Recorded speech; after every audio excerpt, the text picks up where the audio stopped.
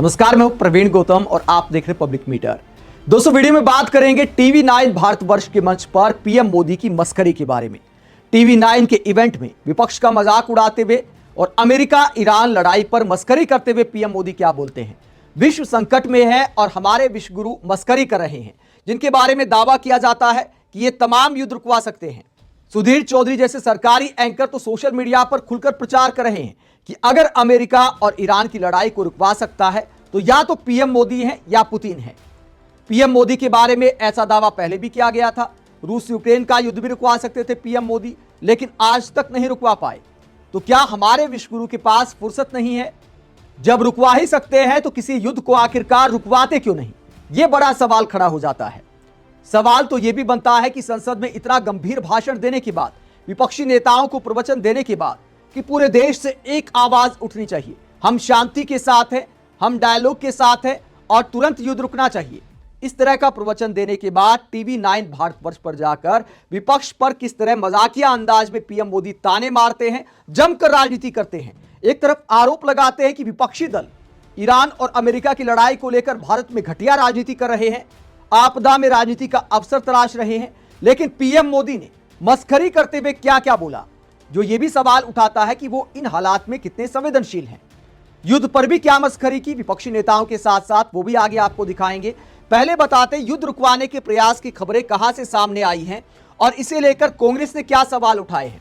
कांग्रेस प्रवक्ता सुप्रिया श्रीनेत ने यह वीडियो शेयर किया है और सवाल उठाया है कि जब इजिप्ट, टर्की और पाकिस्तान जैसे देश अमेरिका और ईरान के बीच बचाव की कोशिश कर रहे हैं खबरों के मुताबिक, तो हम क्या कर रहे हैं? हम कहां खड़े हैं? भारत कहां खड़ा है? पीएम मोदी कहां खड़े हैं? जब बीजेपी नेता दावा करते हैं, हमारे मीडिया वाले दावा करते हैं कि अगर कोई युद्ध रुकवा सकता है तो मोदी रुकवा सकते हैं, भारत बड़ी भूमिका निभा सकता है, तो भारत किस भूमिका में है? सुप्रिया श्रीनेत ने सवाल उठाते हुए क्या कहा, जरा सुनिए। According to reports, countries like Egypt, Turkey and even Pakistan are helping diffuse the tension between America and Iran. In fact, it seems that Pakistan is the new go-to as Trump's conflict and tension with Iran escalates. According to these reports, Egypt, Turkey and Pakistan have had multiple rounds of talks with Witkoff, who is the US Special Envoy to the Middle East, and of course, Kushner, who's Trump's son-in-law. But where is India amidst this all? Why don't we have a seat at that high-stakes table? Or are we too busy promoting a propaganda movie like Dhurendhar or making reels with red laser eyes? To be a part of the conversations that truly matter, to be a part of the conversations that are reshaping the global order all around us. If this is not an abject failure and collapse of our foreign policy, then I wonder what is. And Mr. Modi, you will have to answer that why is India not a part of these conversations and a terror haven, a terror state like Pakistan is? Because this is truly unacceptable.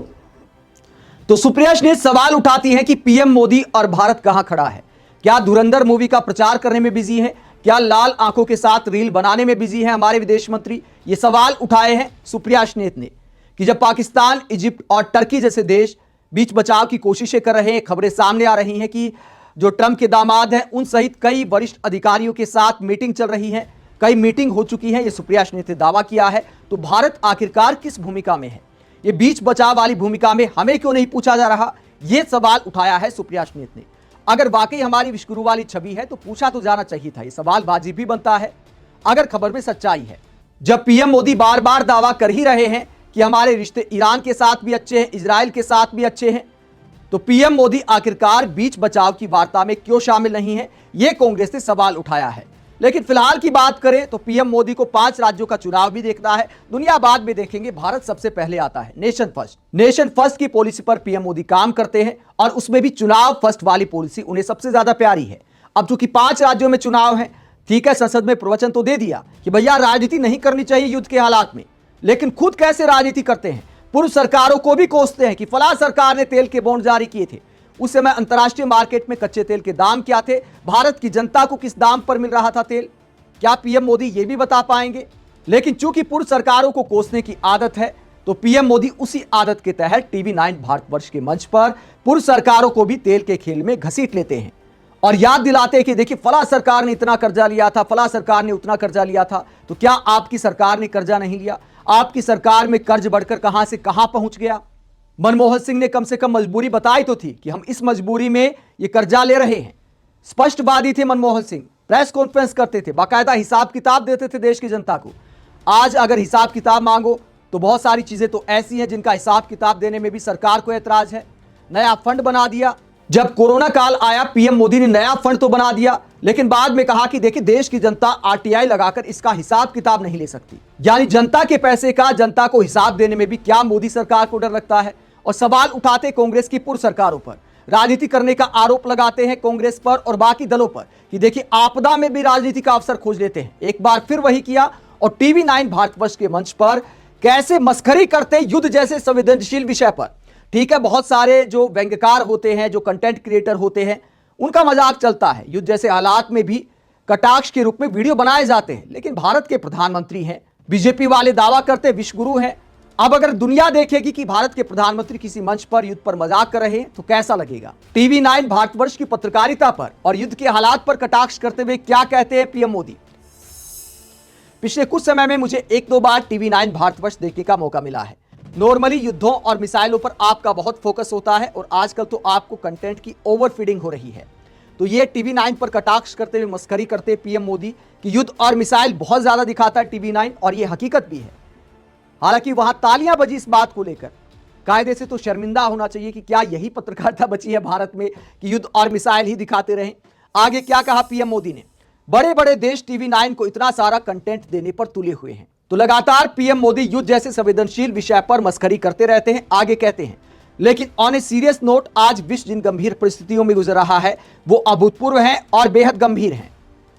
तो थोड़ी देर गंभीर बात करते, उसके बाद जब मामला फिर कांग्रेस को कोसने का आता है तो फिर लाइटर मोड में आ जाते हैं और क्या कहते हैं, आजकल कांग्रेस के जो नेता बयानों की मिसाइलें दाग रहे हैं, मिसाइल आई तो टीवी 9 को मजा आएगा। एक बार फिर मस्खरी करते हैं।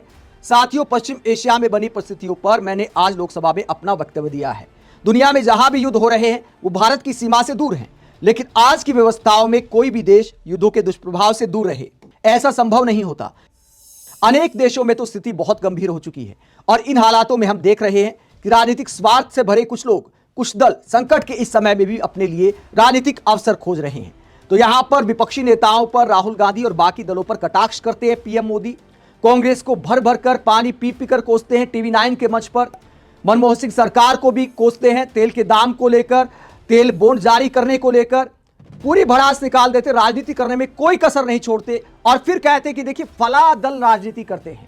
आपने सरकारी कार्यक्रम में इन युद्ध के हालात में राजनीति की, कांग्रेस को कोसने का काम किया। आपने बीजेपी की रैलियों में कांग्रेस को कोसने का काम किया और अब आप एक टीवी चैनल के इवेंट में भी कांग्रेस को कोसने का काम कर रहे हैं और आप कहते हैं कि देखिए विपक्षी दल राजनीति करते हैं। तो पीएम मोदी से ज्यादा राजनीति भला कौन कर रहा है? जब दुनिया यह उम्मीद करती है कि भारत कुछ अग्रणी भूमिका निभाए अमेरिका और ईरान के बीच युद्ध खत्म करने में, तो पीएम मोदी फिलहाल चुनावी युद्ध में व्यस्त है। यह बयान इसी बात को दिखाता है कि पीएम मोदी की आंख तो 5 राज्यों के चुनाव पर लगी है। जैसे अर्जुन को मछली की आंख दिखती थी, तो जो बीजेपी के अर्जुन है पीएम मोदी, उन्हें बस चुनाव दिखता है। ऐसे बयान इसी बात को दिखाते हैं। वरना संसद में यह कहना कि पूरे देश को एकजुट होना चाहिए और उसके बाद संसद से बाहर निकलते ही उसी दिन जाकर कांग्रेस को कोसना, यही दिखाता है कि चुनाव सर्वोपरि है हमारे प्रधानमंत्री के लिए। आप इस पूरे मुद्दे को लेकर क्या सोचते हैं? कमेंट बॉक्स में अपनी राय जरूर दें, साथ ही चैनल को सब्सक्राइब भी करें। नमस्कार।